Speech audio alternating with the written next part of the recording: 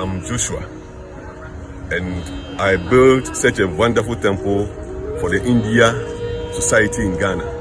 My God will bless me, and I'll prosper in life.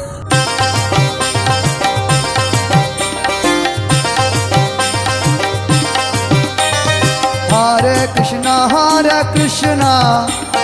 Krishna Krishna, Hare Hare, Hare Rama. नफरत नहीं, हम प्रेम के आदी हैं। हमें गर्व है, हम हिंदुत्ववादी हैं। मुहर्रम में महादेव बसे, रमजान में बसे राम, संपूर्ण राष्ट्र में भगवा बसे, ऐसा हो मेरा हिंदुस्तान। दोस्तों, अब केवल भारत में नहीं बल्कि पूरे विश्व में सनातन धर्म का डंका बज रहा है।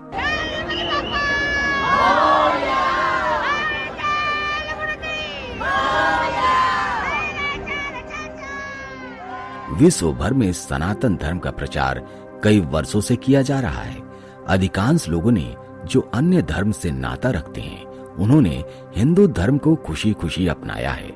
भारत, जिसे सनातन सभ्यता का केंद्र माना जाता है, वहां से यह धर्म चलकर अफ्रीका पहुंच गया और वहां देखते ही देखते पकड़ मजबूत बना ली।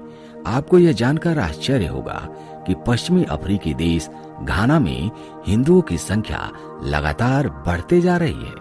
यह दावा इसलिए सच है क्योंकि घाना में 2009 में एक जनगणना हुई थी, जिसमें पाया गया था कि वहां केवल 12,500 ही हिंदू थे।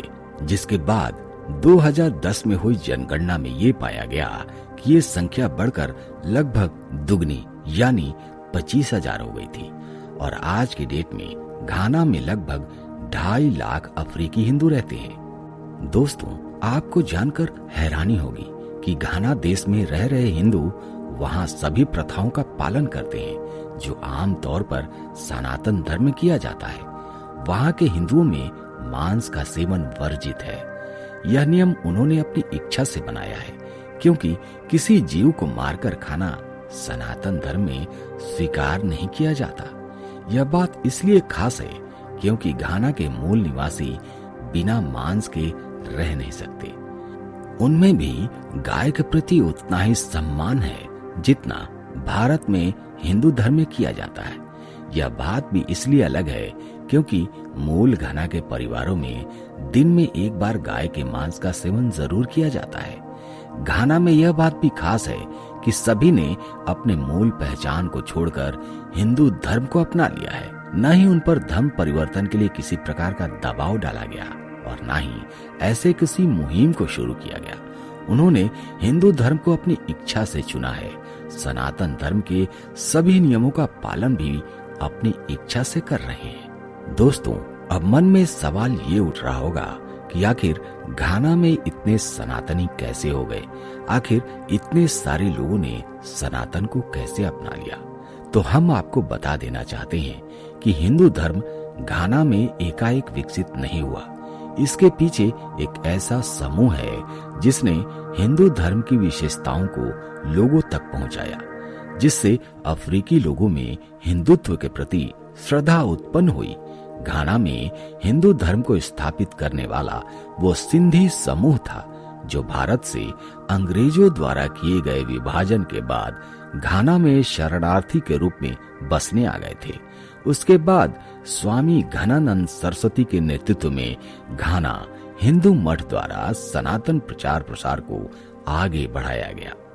आइए अब बताते हैं कि स्वामी घनानंद कौन है। स्वामी घनानंद बचपन से ही इच्छुक बालक थे, जिन्हें ब्रह्मांड के रहस्यों को और धार्मिक लेखों में छुपे सभी तर्कों को खोजने के लिए आतुर रहते थे। फिर वह किसी खोज में ऋषिकेश उत्तराखंड आए, जहां उनकी भेंट स्वामी कृष्णानंद से हुई। स्वामी कृष्णानंद ने उन्हें अपने शिष्य के रूप में स्वीकार कर लिया और शास्त्रों और वेदों के ज्ञान से अवगत कराया, जिसके बाद उन्होंने वर्ष 1975 में घाना हिंदू मठ की स्थापना की और वहीं से प्रारंभ हुआ घाना में हिंदू धर्म का प्रचार प्रसार। स्वामी घनानंद सरस्वती ने घाना में 5 हिंदू मंदिरों की स्थापना की है। अफ्रीकी हिंदू मठ की आधारशिला रहे हैं। साथ ही घाना में इस्कॉन के मंदिर भी इन्होंने ही बनवाए हैं। दोस्तों, आपको जानकर हैरानी होगी कि अफ्रीका के घाना में अब बन रहा है जगन्नाथ का मंदिर। जी हाँ, जो भारत देश में पुरी का मंदिर है, वही मंदिर अब घाना में भी बन रहा है। वैदिक मंदिर की विशालता का अंदाजा आप इसी बात से लगा सकते हैं कि इसकी नींव करीब 100 फीट की है, यानी जमीन में 10 मंजिला इमारत के बराबर। मंदिर का निर्माण पूरा होने के बाद एक साथ 10,000 लोग भगवान जगन्नाथ के दर्शन कर सकेंगे, जबकि मंदिर परिसर में करीब 1 लाख लोग आराम से घूम सकते हैं। इस मंदिर की लागत करीब 1000 करोड़ रुपए आएगी और सबसे बड़ी बात, ये मंदिर भारत की पुरी मंदिर की तरह ही आध्यात्मिक, सांस्कृतिक और ब्रह्मांड के वैदिक मॉडल पर आधारित है। तो दोस्तों, इन घाना के अफ्रीकी भाइयों को हम भारत के सनातनियों का नमस्कार है। इन्हें धन्यवाद है कि भगवान जगन्नाथ का मंदिर ये बना रहे हैं। भगवान इन्हें स्वस्थ रखे, इन्हें मुस्कुराता रखे और समय चक्र इन सभी को धन्यवाद देता है।